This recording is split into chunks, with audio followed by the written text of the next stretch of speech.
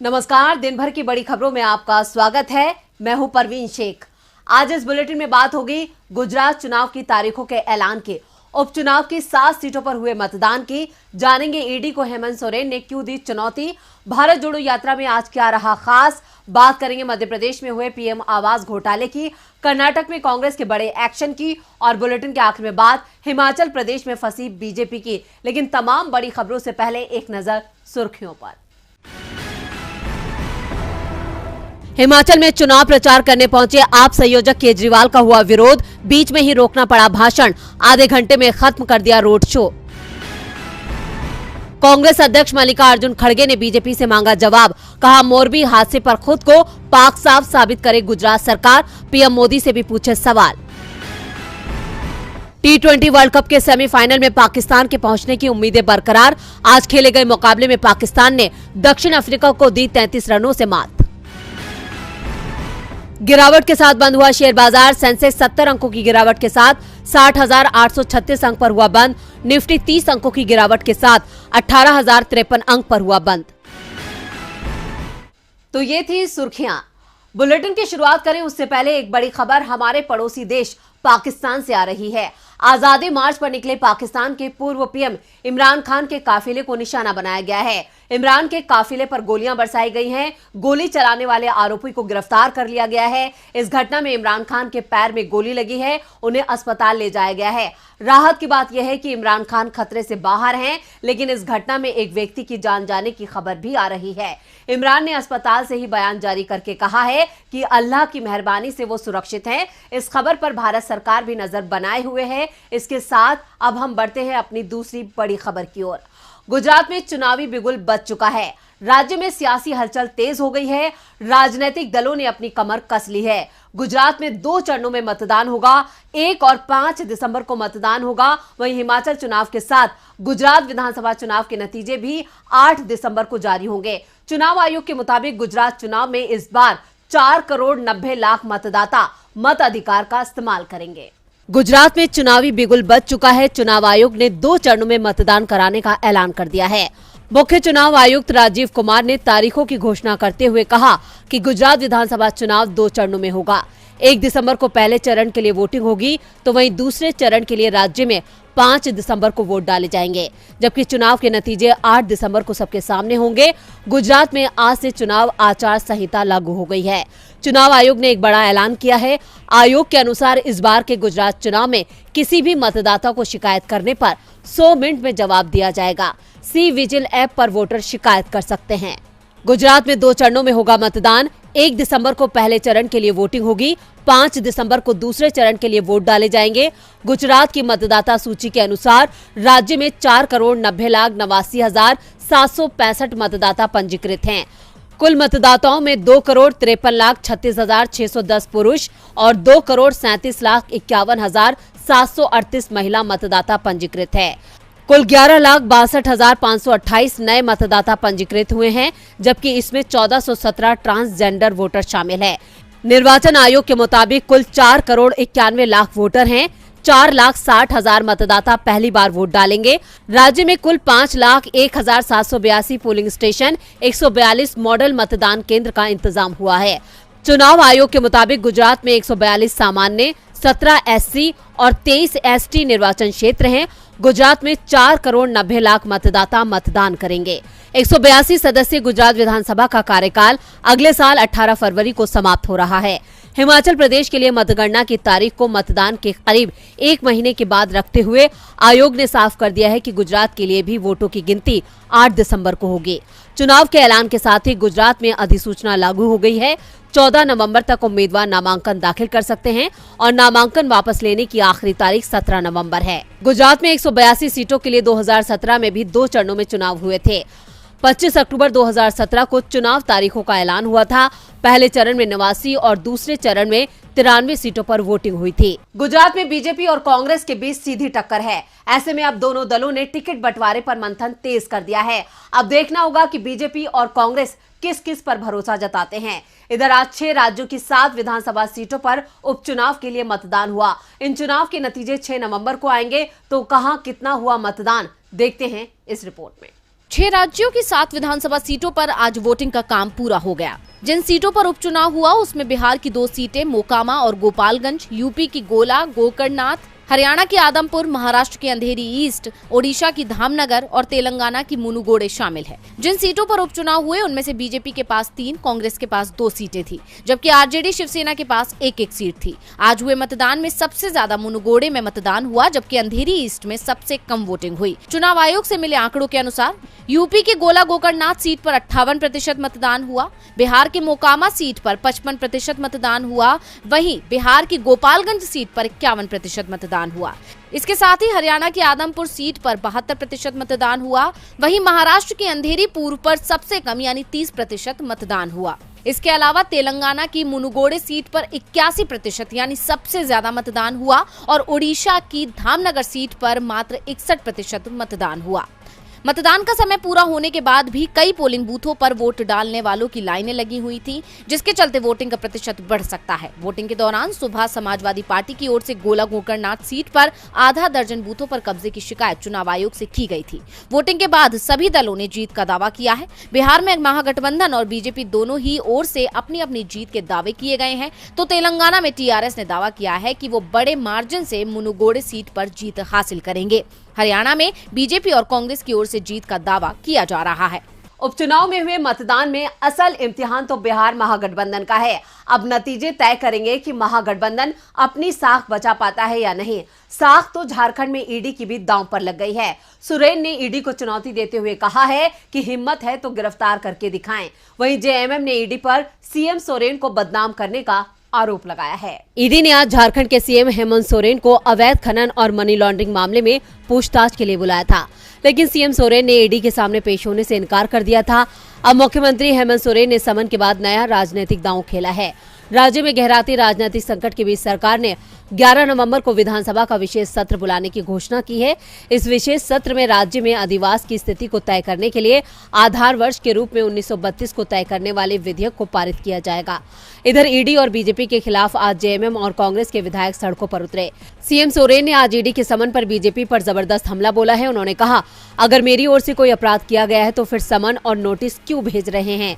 आओ और मुझे गिरफ्तार कर लो। हेमंत सोरेन ने कहा, मुझे ईडी की ओर से आज के लिए समन जारी किया गया जब छत्तीसगढ़ में मेरा आयोजन था। यदि मैंने कोई अपराध किया है तो फिर आकर मुझे गिरफ्तार कर लो।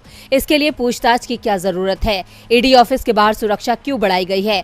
आप झारखंडियों से डरे हुए क्यों हैं? हेमंत सोरेन ने आगे कहा कि हमने राज्य में कुछ बाहरी लोगों की पहचान की है जो चाहते हैं कि झारखंड के आदिवासी अपने पैरों पर ना खड़े हो सकें। इस राज्य में झारखंडियों का ही शासन रहेगा, किसी बाहरी ताकत का कब्जा नहीं हो सकेगा। आने वाले लोकसभा चुनाव और विधानसभा चुनाव में राज्य से भाजपा का सफाया कर दिया जाएगा। झारखंड मुक्ति मोर्चा ने कहा कि केंद्र की बीजेपी सरकार के इशारे पर प्रवर्तन निदेशालय जबरन एक झारखंडी मुख्यमंत्री को बदनाम कर रहा है। सोरेन ने मोदी सरकार के खिलाफ हल्ला बोल कर दिया है। झारखंड में सोरेन के तेवरों से बीजेपी सख्ते में है तो देश में भारत जोड़ो यात्रा से मोदी सरकार भी सख्ते में आ चुकी है। कांग्रेस के बढ़ते जनाधार ने बीजेपी की जमीन को हिला दिया है। आज भारत जोड़ो यात्रा के 57वें दिन राहुल के साथ नौसेना के एडमिरल रामदास भी कदम ताल करते नजर आए। कांग्रेस भारत जोड़ो यात्रा के सहारे खुद को मजबूत कर रही है और आम जनता से सीधा संपर्क साध रही है। सांसद राहुल गांधी की अगुवाई में ये यात्रा अब तक करीब 1300 किलोमीटर का सफर तय कर चुकी है। कांग्रेस की भारत जोड़ो यात्रा इन दिनों तेलंगाना में है। यह यात्रा का आज 8वां दिन है और यात्रा के 57वें दिन राहुल गांधी ने हैदराबाद रुद्रराम से पदयात्रा की शुरुआत की। इस दौरान कांग्रेस कार्यकर्ताओं के साथ ही भारी संख्या में लोग यात्रा में शामिल हुए। वहीं आज यात्रा में पूर्व नौसेना अध्यक्ष एडमिरल रामदास भी शामिल हुए, जिसकी जानकारी कांग्रेस महासचिव जयराम रमेश ने दी। उन्होंने लिखा, पूर्व नौसेना अध्यक्ष 89 साल की उम्र में भी सार्वजनिक कारणों के लिए एक अथक प्रचारक बने हुए हैं। एडमिरल रामदास यात्रा में अपनी पत्नी ललिता रामदास के साथ शामिल हुए। हालांकि ये कोई पहला मौका नहीं है जब कोई मशहूर हस्ती यात्रा में शामिल हुई हो। कल यानी यात्रा के 56वें दिन अभिनेत्री पूजा भट्ट भी यात्रा में शामिल हुई थी।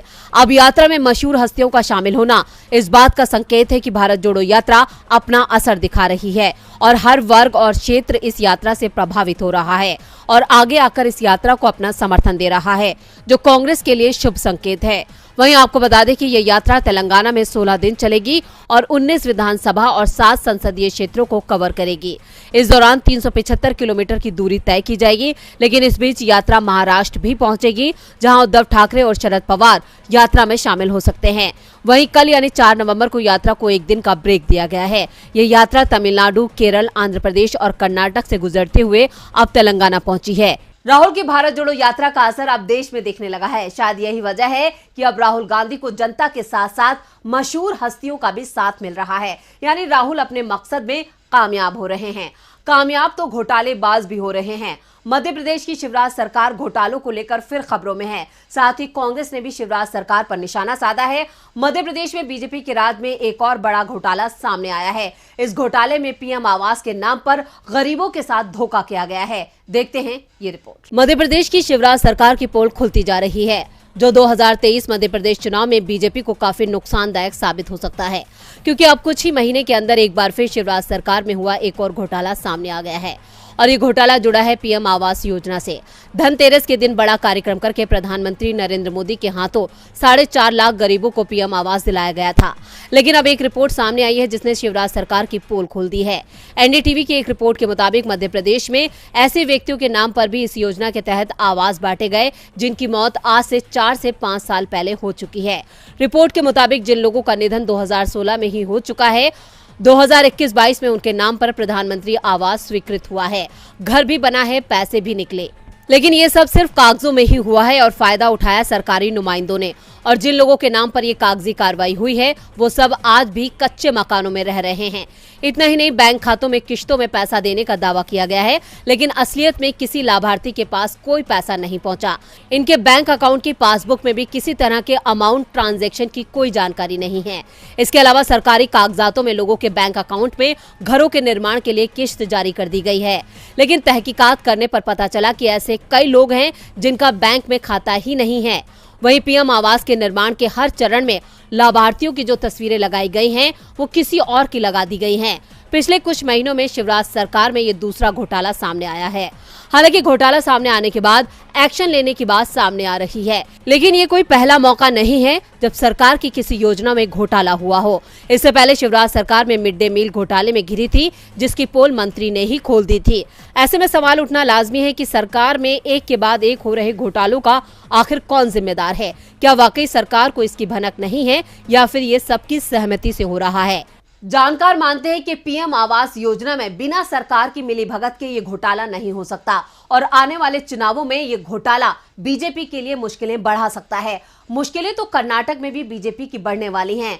बीजेपी के अंदर चल रही गुटबाजी ने बीजेपी की दिक्कतों में इजाफा कर दिया है। ऐसे में कांग्रेस की सक्रियता ने भी बीजेपी को बैकफुट पर धकेल दिया है। देखते हैं ये खास रिपोर्ट। कर्नाटक में कांग्रेस पहले ही मजबूत है। हालांकि अभी इस राज्य में बीजेपी की सरकार है, लेकिन आगे भी यहां सत्ता कायम रखना बीजेपी के लिए बड़ी चुनौती है, जिसकी वजह एंटी इनकम्बेंसी तो है ही, साथ ही पार्टी में बढ़ती गुटबाजी भी बड़ी मुसीबत बनी हुई है, जिससे बीजेपी का आधार कमजोर पड़ा है। और इसी सब को देखते हुए कांग्रेस ने अभी से कर्नाटक में अपनी तैयारियों को धार दे दी है और इसकी शुरुआत हुई है उम्मीदवार के चयन से। जबकि कांग्रेस के लिए अक्सर ये कहा जाता है कि नामांकन के अंतिम तारीख तक वो अपने उम्मीदवारों का चयन करती है, लेकिन इस बार कांग्रेस ने अभी से इसकी शुरुआत कर दी है।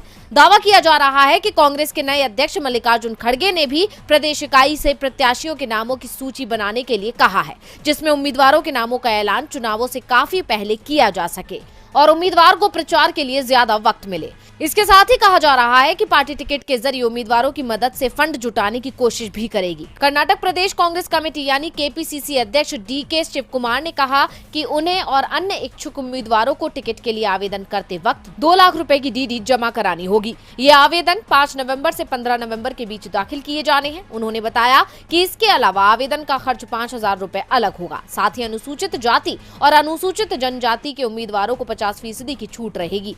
यानी साफ है कि इस बार पार्टी कार्यकर्ताओं के पैसे से ही चुनाव लड़ेगी, क्योंकि इस बात में कोई दो राय नहीं है कि अब पार्टी को चंदा नहीं मिल पाता है। इसके अलावा पार्टी का आरोप है कि जो लोग कांग्रेस को चंदा देते हैं उनके घर जांच एजेंसियों के छापे पड़ जाते हैं। इसलिए इस बार पार्टी ने कार्यकर्ताओं के पैसे से ही चुनाव लड़ने की योजना बनाई है। साथ ही मल्लिकार्जुन खड़गे के कांग्रेस अध्यक्ष बन जाने से और भारत जोड़ो यात्रा से पार्टी की स्थिति राज्य में पहले से ज्यादा मजबूत हो गई है, जो बीजेपी को बाहर का रास्ता दिखा सकती है। और बुलेटिन के आखिर में बात हिमाचल में फंसी बीजेपी की। हिमाचल प्रदेश में विधानसभा चुनाव के लिए मतदान का दिन करीब आता जा रहा है। चुनाव में बीजेपी और कांग्रेस दोनों एक दूसरे पर जमकर निशाना साध रहे हैं। कांग्रेस को हिमाचल के रिवाज और सरकार के खिलाफ मतदाताओं की नाराजगी का सहारा है, तो बीजेपी दावा कर रही है कि 5 साल हमने बेहतर सरकार चलाई है, इसलिए बीजेपी सरकार फिर रिपीट होगी। लेकिन बीजेपी के नेता सेफ गेम ही खेलते नजर आ रहे हैं। बीजेपी कांग्रेस नेताओं की घेराबंदी नहीं कर पाई है। हिमाचल में 5 साल से बीजेपी की सरकार है। पार्टी दावा कर रही है कि जयराम ठाकुर ने प्रदेश का बहुत विकास किया है। चुनाव जयराम ठाकुर के नाम पर ही लड़ा जाएगा, लेकिन जयराम ठाकुर खुद ही सेफ गेम खेलते दिख रहे हैं, इसलिए उन्होंने अपने लिए सुरक्षित सीट की तलाश की है। जबकि इससे पूर्व सीएम प्रेम कुमार धूमल हो या फिर कांग्रेस के दिग्गज नेता वीरभद्र सिंह, ये हमेशा विरोधी को चौंकाने के लिए जाने जाते थे। विपक्ष के किले पर सीधा निशाना साधते थे। राजनीति और लड़ाई का एक नियम है कि अगर आप अपनी रणनीति से विरोधी को चौंका देते हैं तो आपको शुरुआती बढ़त मिल जाती है। लेकिन इस बार बीजेपी इसमें चूक गई है। पार्टी के सीएम फेस जयराम ठाकुर से लेकर उनकी कैबिनेट में मंत्री बिक्रम सिंह ठाकुर, वीरेंद्र कंवर, डॉक्टर राजीव बिंदल तक में से कोई नेता कांग्रेस के गढ़ में उतरने की ताकत नहीं जुटा पाया। बीजेपी हाईकमान ने जरूर सुरेश भारद्वाज और राकेश पठानिया के विधानसभा क्षेत्र बदले, लेकिन इसको लेकर दोनों में ही नाराजगी दिख रही है। जबकि इससे पहले 2017 के विधानसभा चुनाव में बीजेपी ने अपने पूर्व मुख्यमंत्री प्रेम कुमार धूमल को उनकी परंपरागत सीट हमीरपुर की जगह सुजानपुर से मैदान में उतार दिया था, जिससे बीजेपी के साथ कांग्रेस भी चौंक गई थी। इसका फायदा बीजेपी को मिला और उसे बड़ी जीत मिली, लेकिन धूमल खुद चुनाव नहीं बचा पाए। कांग्रेस नेता और पूर्व सीएम वीरभद्र सिंह हमेशा सीट बदलकर चुनाव लड़ते थे। रोहडू, रामपुर, जुब्बल, कोटखाई, शिमला ग्रामीण और अर्की से उन्होंने अलग अलग समय पर अपने लिए मुश्किल सीट का चुनाव किया और जीतकर विधानसभा पहुंचे। लोकसभा चुनाव भी मंडी संसदीय सीट से लड़ा था। वीरभद्र हमेशा चुनौतीपूर्ण सीट ही चुनते थे। उनकी इस रणनीति से बीजेपी हमेशा बैकफुट पर रहती थी। पिछले साल पश्चिम बंगाल की सीएम ममता बनर्जी ने भी इसी रणनीति से बंगाल में बीजेपी को मात दे दी थी। ममता ने बीजेपी के लिए सबसे आसान समझी जाने वाली नंदीग्राम सीट पर चुनौती पेश कर दी थी। ममता भले ही हारी, लेकिन उनकी पार्टी को जबरदस्त जीत मिल गई थी। विपक्ष को चौंकाने वाली ये रणनीति आमतौर पर कामयाब रही है, लेकिन विपक्ष के किले में सीधी चुनौती पेश करने की हिम्मत इस बार ना तो बीजेपी का दूसरा नेता जुटा पाया और ना ही खुद सीएम जयराम ठाकुर। तो आज इस बुलेटिन में बस इतना ही। देखते रहिए डीबी लाइव। नमस्कार।